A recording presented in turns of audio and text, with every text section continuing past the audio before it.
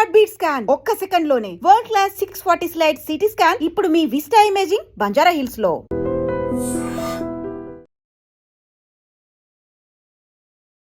నమస్కారం, welcome to I dream. ధర్మ మార్గం విత్ విజిత కార్యక్రమానికి స్వాగతం.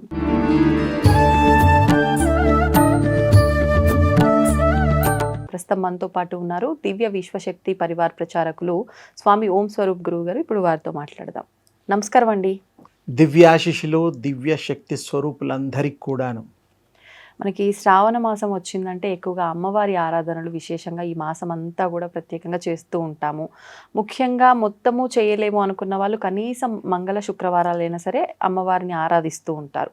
అసలు నిజంగా ఆరాధిస్తున్నాము అంటే కొంతమంది అంటే కోరిక లేకుండా ఆరాధిస్తారు, కొంతమంది లక్ష్మీ అమ్మవారి అనుగ్రహం ఉండాలని ఆరాధిస్తారు, ఇంకా గౌరీ అమ్మవారిని ఆరాధించేవారైతే సుమంగలిగా ఉండాలని ఆరాధిస్తూ ఉంటారు. ఎలా అయినా సరే అమ్మవారి ఆరాధన అంటే మనం ఏదో ఒక ఫలితాన్ని ఆశిస్తున్నాం. నిజంగా మనం అనుకున్న ఫలితం రావాలి అన్నా, అసలు ఫలితం ఆశించి చెయ్యాలి అన్నా అమ్మవారి అనుగ్రహం ఉండాలి. మనం ఏ పర్పస్తో చేసినా ఉండాలి అంటే అసలు ఏం చేయాలి, ఎలా ఆరాధించాలి అమ్మవారిని?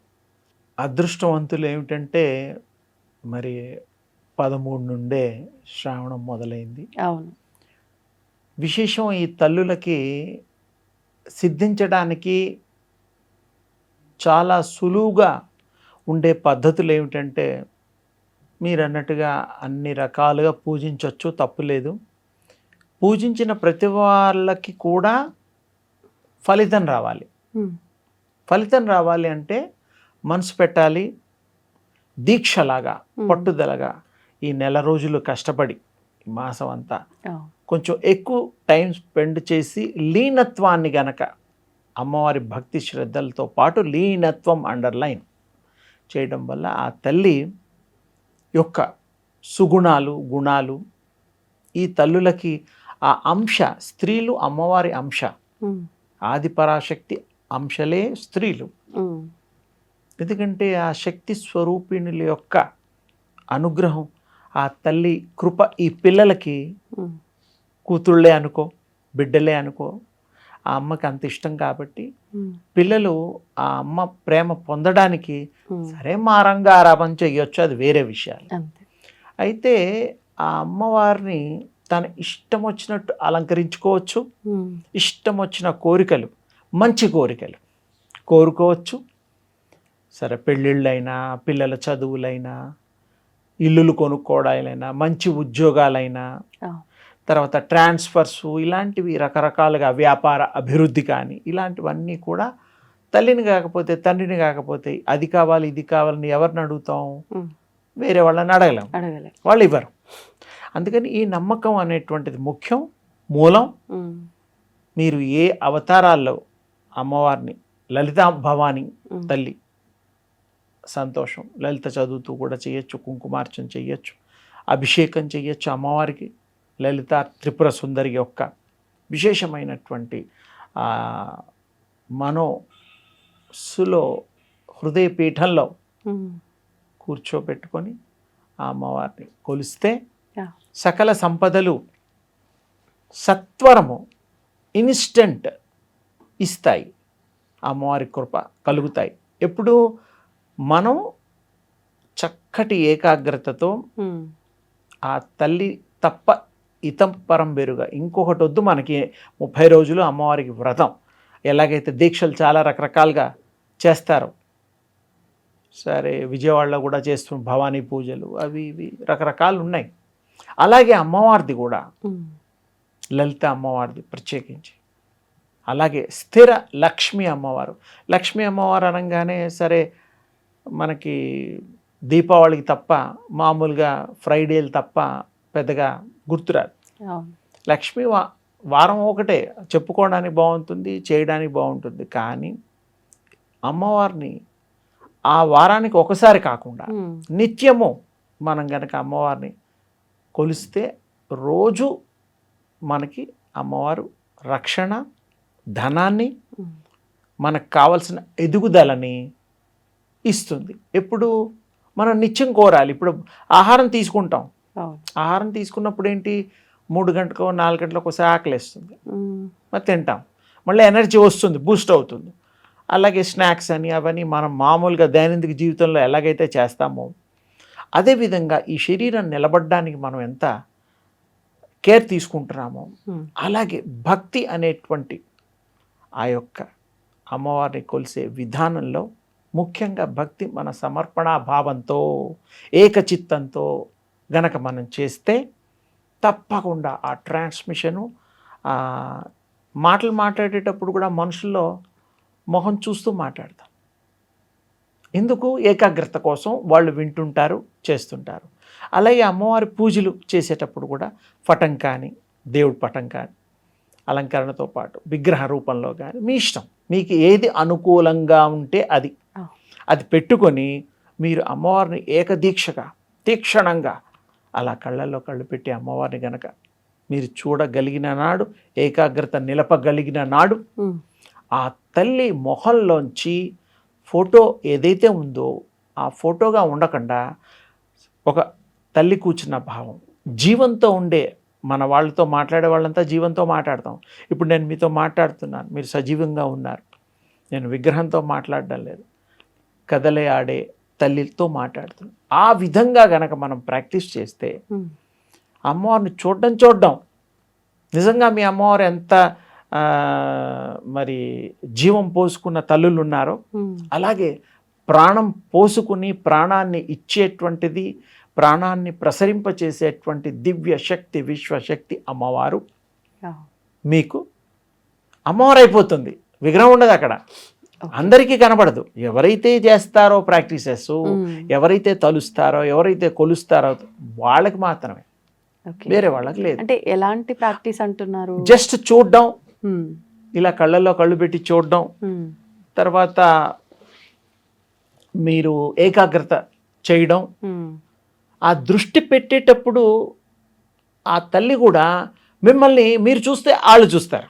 ఇన్ జనరల్ మనం ఎలా భావిస్తే అలా అనిపిస్తుంది. ఇప్పుడు నేను మిమ్మల్ని చూస్తే మీరు నన్ను చూస్తున్నారు. ఆ విధంగా ఆ తల్లిని మొహంలో మొహం పెట్టి చూసి అమ్మను చూసినట్టుగా, చిన్నపిల్లలు బుడ్డాలు ఉంటారు, 6 నెలల పిల్లలు, 1 ఏడాది పిల్లలు, ఆ తల్లి ఎత్తుకొని ఆడిస్తూ ఉన్నప్పుడు చూస్తుంటే వాడు ఆశ్చర్యంగా చూస్తూ ఉంటాడు. ఆ అమ్మ ఆ బిడ్డను చూసి ఆనందిస్తూ ఉంటుంది. అంటే ఆ ప్రేమ, అనురాగము, ఆత్మీయత ఇవన్నీ కుదురుతాయి.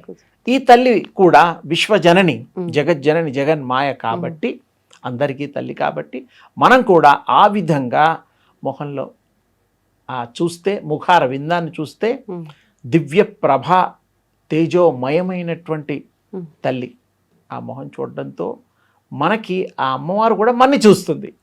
మనం చూసినప్పుడు అమ్మవారు చూస్తుంది, గ్యారంటీ. ఎవరినైనా మొహంలో మొహం పెట్టి చూస్తే వాళ్ళు మనని చూస్తారుగా సహజంగా.